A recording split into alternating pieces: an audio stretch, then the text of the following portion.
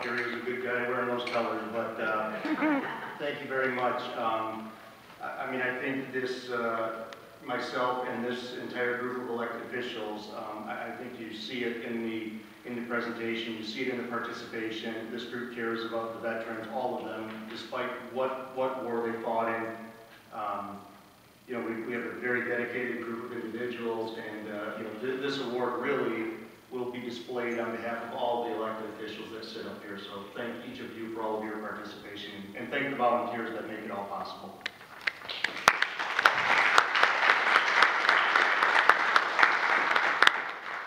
Madam Chair, I'd just like to piggyback on that.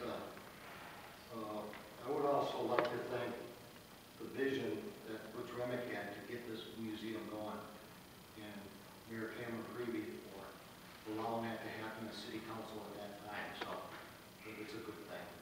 Thank you, guys.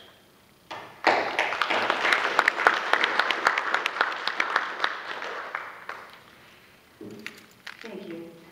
Is there anybody else on our visitors tonight that have anything more that they would like? Yes, ma'am, please come forward.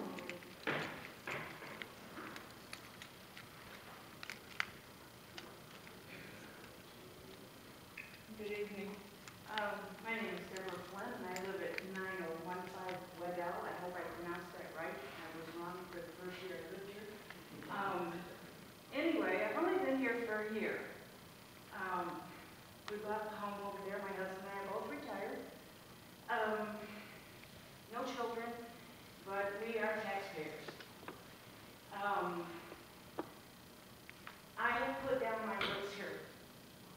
My home is my equity.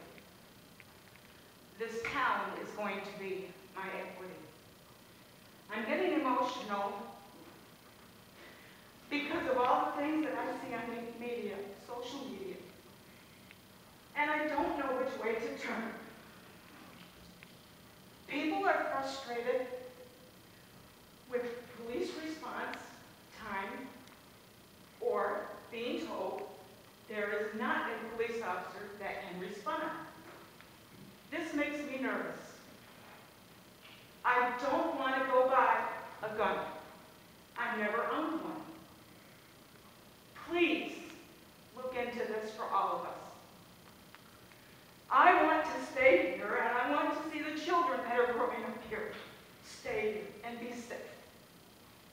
Please look into this for us. I hope I speak for everyone. Mr. Mayor. If I could just shed some light. First, as you probably are very well aware, please don't believe everything you read on social media. Most of it's not true.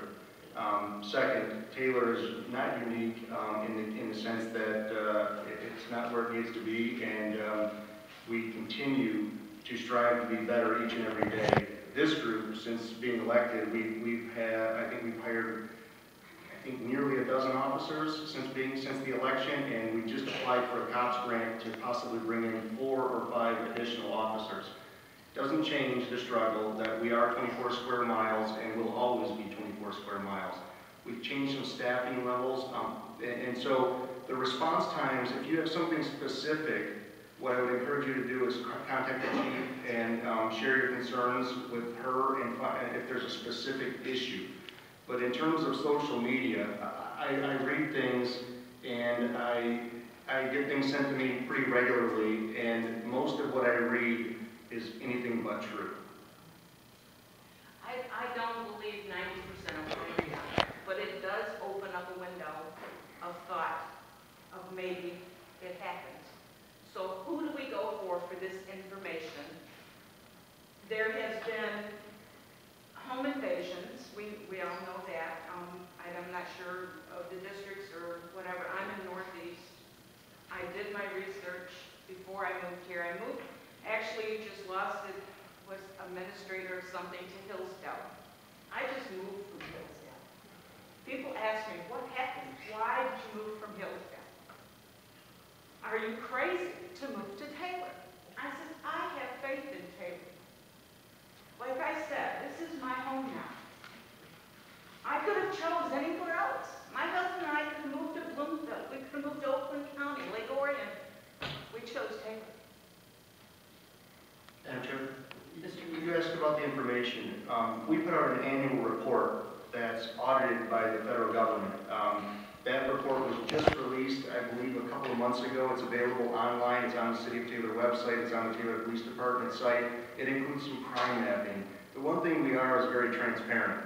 We're not trying to mask something and make it look like something it's not. We do have issues. That's why we have a police department. We have two major thoroughfares that run through the City of Taylor, and I-75 and I-94, and we're a community that's easily accessible for a lot of the bad guys. So, you know, I can't tell you that Taylor is the safest place in the state of Michigan, but I can assure you that it's better than it was. It continues to get better, and we do have a very good police department. And despite whatever you might read on Facebook or whatever other sites there are out there, I would say look at the real numbers. The department, the response times are very good. Again, if you have a specific issue, please address it. I don't know, again, I'm not familiar with what concerns you guys have, if they're individual or if they're concerns on Waddell. We have the Taylor On Watch program, which we're encouraging residents to learn how to become the neighborhood watch for their community.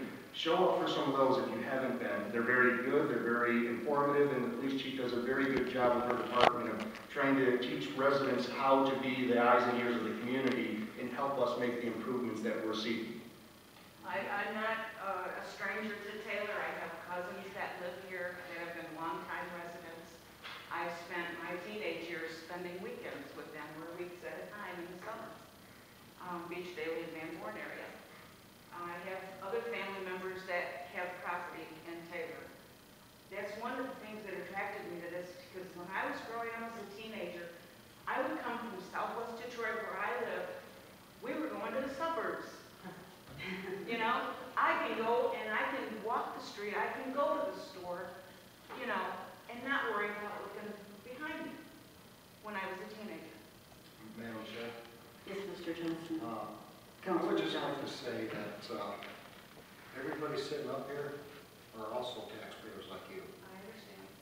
And we all are concerned about what's going on. Social media, yeah, 90% is not true. There's a few, you know, some of it's true. The thing is, you hear it faster nowadays. So we've always had crime. It's going to be here. But every one of us are trying our best because I chose to live here. I grew up here. I didn't have to stay here. I chose to live here. That's why I'm up here now, and that's why everybody else is up here. My grandbaby's here now, so I want to make it better for everybody.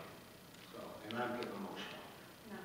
Madam Chair, I was at Councilman 200 Miller. minutes, so. I would like to point out too that I grew up in the northwest of Dallas, so I know what you're talking about.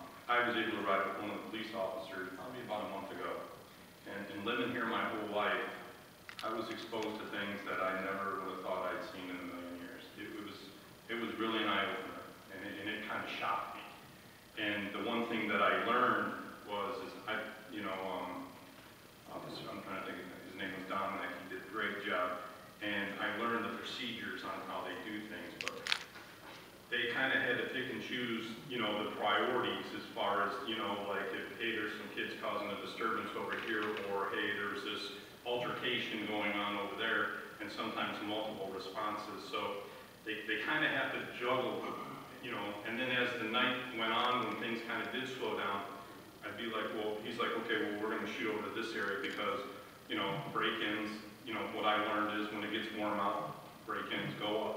So we were really targeting areas.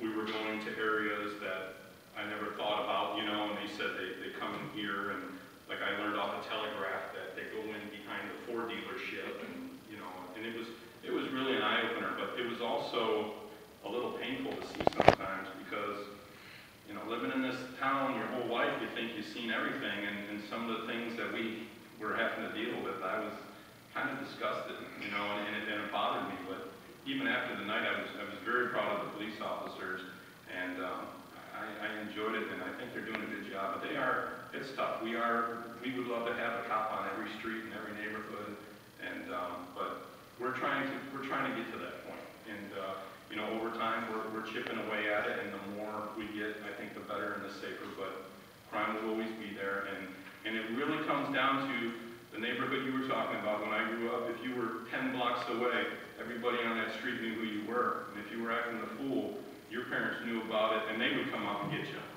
You know, so, you know, I would really like to see that the people of the city reach out and look out after one another. I know when I get up in the middle of the night, I always look out my windows and check my neighbors' houses, check my cars, because, you know, I've had cars broken into and stolen, and so you know, if everybody can just watch everybody just a little bit, you know, that helps, and definitely take precaution.